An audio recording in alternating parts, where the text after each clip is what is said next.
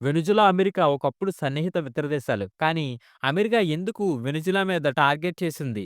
ఇది కేవలం మరో భౌగోళిక సంఘర్షణ మాత్రమే అనుకుంటే మీరు పెద్ద షాక్‌కి సిద్ధంగా ఉండాలి. డొనాల్డ్ ట్రంప్ అధికారికంగా చెప్పిందేంటంటే డ్రగ్స్, మానవ హక్కుల ఉల్లంఘన, ప్రజాస్వామ్య స్థాపన కోసం వెనుజులాపై దాడి చేశానన్నారు. కానీ నిజంగా ఆలోచిస్తే ఇది ఎంత పెద్ద జోక్ అనేది మీకు అర్థమవుతుందా? నియంతృత్వం సమస్య అయితే సౌదీ అరేబియాను అమెరికా ఎందుకు కాపాడుతుంది? ఆయుధాలు ఎందుకు సరఫరా చేస్తుంది? మానవ హక్కుల సమస్య అయితే కిమ్ జాంగ్ ఉన్‌తో ట్రంప్ స్నేహం ఎందుకు చేస్తుంది? డ్రగ్స్ సమస్య అయితే అమెరికాలో వచ్చే డ్రగ్స్‌లో 90% మెక్సికో నుంచే వస్తాయి. అయితే మెక్సికో అధ్యక్షుడిపై దాడి కూడా చేయాలి కదా! అయితే ట్రంప్ వెనిజులాపై ఎందుకు దాడి చేశాడు? ఒకప్పుడు అమెరికా, వెనిజులా అంత సన్నిహిత మిత్రదేశాలు. వెనిజులాను సౌదీ అరేబియా ఆఫ్ అమెరికా అని కూడా పోల్చేవారు. వెనిజులా ప్రజలు అంత ధనవంతులు. వీకెండ్స్‌లో షాపింగ్ కోసం అమెరికాకు విమానాల్లో వెళ్ళేవారు. కారకస్ వెనిజులాలోని ఊగిసలాడే నగరం. అద్భుతమైన వాతావరణం, అందమైన భవనాలు, విశాలమైన రహదారులు. వెనిజులా ప్రజలు డబ్బుతో కొనగలిగిన అత్యుత్తమం అది కోరుకునేవారు. టీవీలు, ట్రాక్టర్లు, ఫ్యాషన్, గృహోపకరణాలు, ప్రతి చోట పెద్ద పెద్ద సూపర్ మార్కెట్లు. ఇప్పుడు ఇది చూడండి, ప్రపంచంలోనే అతిపెద్ద చమురు నిల్వలు వెనిజులాకే ఉన్నాయి. ఇరాన్ వద్ద 209 బిలియన్ బ్యారెల్లు, కెనడా వద్ద 163 బిలియన్లు, సౌదీ అరేబియా వద్ద 267 బిలియన్లు. కానీ వెనిజులా ఒంటరిగా 303 బిలియన్ బ్యారెళ్ల చమురుపై కూర్చుంది. కానీ నేడు వెనిజులా పేదరికం, ఆకలి, అభివృద్ధి లేమితో పోరాడుతుంది.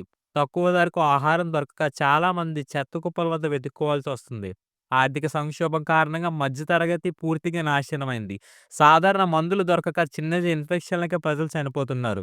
ఒకే ప్రశ్న, ఇంత సంపన్నంగా ఉన్న దేశం ఒక్కసారిగా ఇంత పేదగా ఎలా మారింది? సౌదీ అరేబియా, దుబాయ్ ధనవంతమైతే వెనిజులా ఎందుకు కాలేకపోయింది? ముఖ్యంగా డొనాల్డ్ ట్రంప్ ఇప్పుడు వెనిజులాపై ఎందుకు దాడి చేస్తున్నాడు? ఈ కథ 1922కు వెనక్కి వెళ్తుంది. అప్పుడు వెనిజులాలో ఒక చమురు బావి కనుగొనబడింది. రోజుకు 1,00,000 బ్యారెల్స్ చమురు వెలువడింది.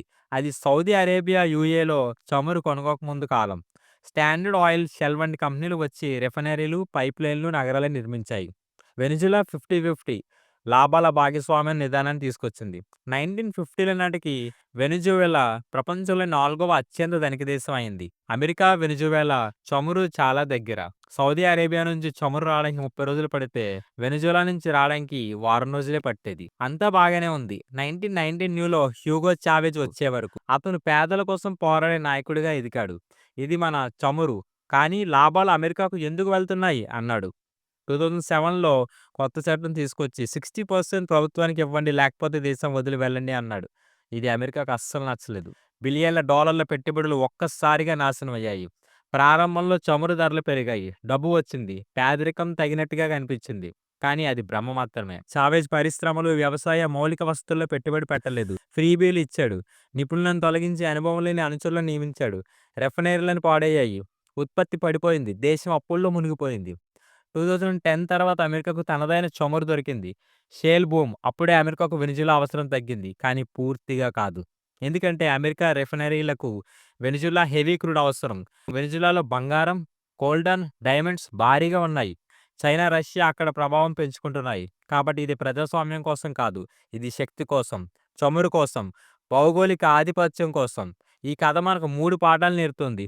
మొదటి పాఠం, సంపద సృష్టించకుండా సంపద పంపిణీ చేయడం ఆత్మహత్య. రెండవ పాఠం, డబ్బు సంపాదించడం కంటే దాన్ని సరిగ్గా వినియోగించడం ముఖ్యం. మూడో పాఠం, భౌగోళిక రాజకీయాల్లో శక్తి అన్నిటికంటే పెద్దది. అమెరికాను తేలికగా తీసుకోవద్దు. ఇదే వెనిజులా కథ. ఈ వీడియో నచ్చితే గనుక లైక్ అండ్ సబ్స్క్రైబ్, కామెంట్ చేయడం మాత్రం మర్చిపోవద్దు. Thank you all.